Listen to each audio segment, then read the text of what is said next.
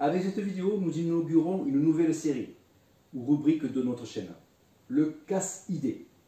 Qu'est-ce que c'est que ce machin?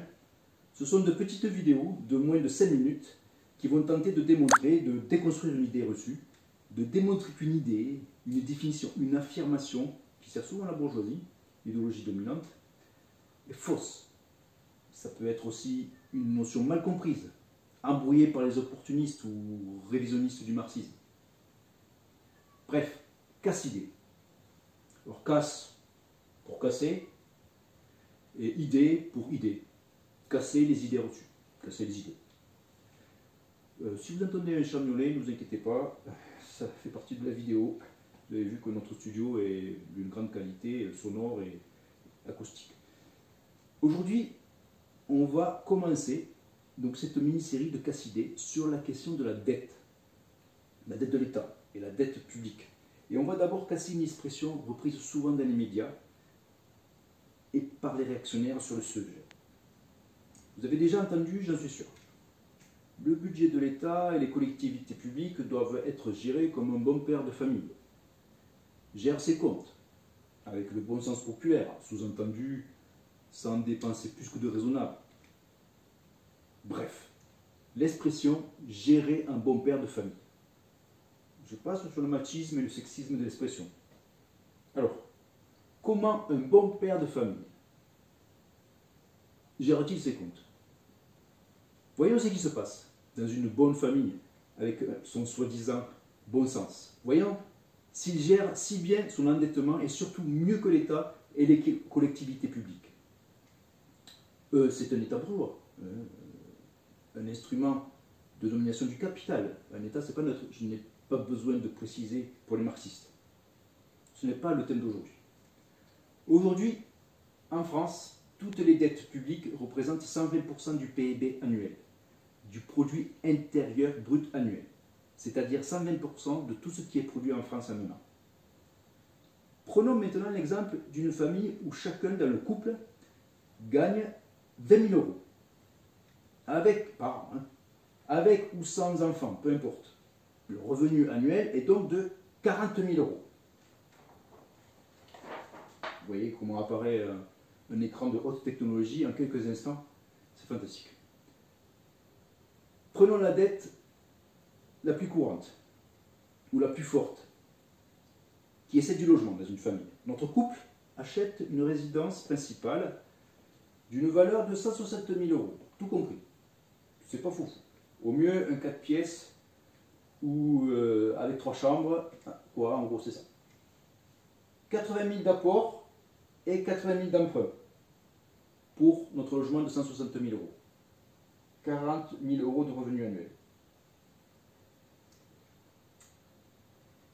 Rappelez-vous, nous voulons aujourd'hui, avec notre casse-idée du jour, dézinguer l'expression « gérer la France, un bon père de famille ». J'ai pris des chiffres simples. On prend des chiffres simples qui ne sont pas forcément favorables d'ailleurs à notre démonstration casse-idée. Alors, on a des chiffres, ben stop. Nous avons fini notre démonstration. Plus besoin de chiffres. Tout est là. Voyons le résultat. 40 000, 80 000 d'endettement. On le voit, c'est le double. 200% d'endettement pour notre couple.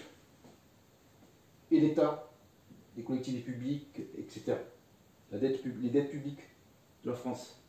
Aujourd'hui, c'est 120%. Alors, voyons le résultat. Comparons. Notre bonne famille est endettée à 80 000 euros pour 40 000 euros de revenus annuels. 80 000, 40 000 de revenus annuels, soit 200%. Et l'État et toutes les collectivités qui sont surendettées et qui devraient, bon sang, plutôt prendre exemple sur les bonnes familles et leur bon sens de bon père de famille, sont endettés à combien? Rappelons-nous, la dette publique à combien? 120% du PIB.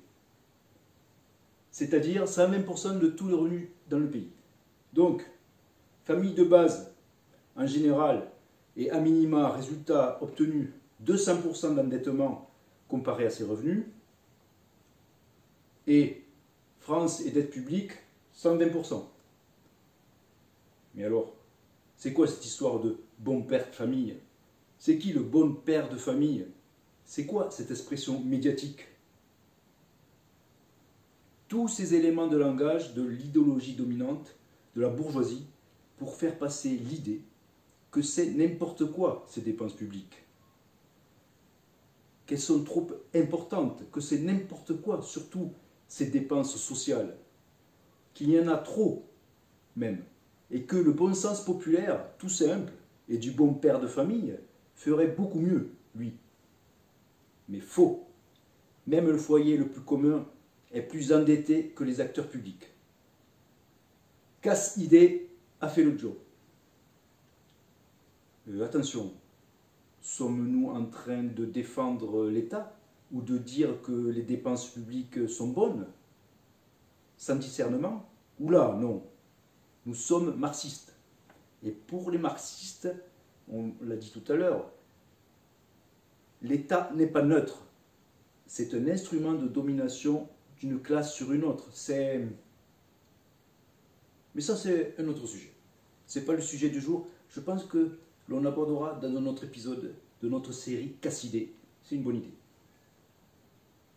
Vous m'accorderez que j'ai été plus long qu'un épisode normal, car c'était la première, et que j'ai dû expliquer l'esprit de ces nouvelles petites vidéos. A bientôt pour un prochain Casse-idée. Comme je l'ai dit au début, nous voulons faire une mini-série à l'intérieur de notre rubrique Casse-idée sur la question de la dette. Donc le prochain épisode pourrait être: c'est quoi une dette? C'est quoi la dette française? Elle est composée de quoi? Est-ce qu'un État peut faire faillite? C'est quoi emprunter à taux négatif? Ah oui, attention, il y a une petite approximation dans la démonstration, dans notre démonstration.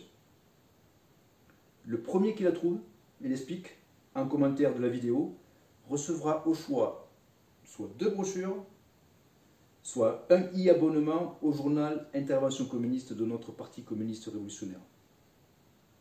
Ciao, ciao!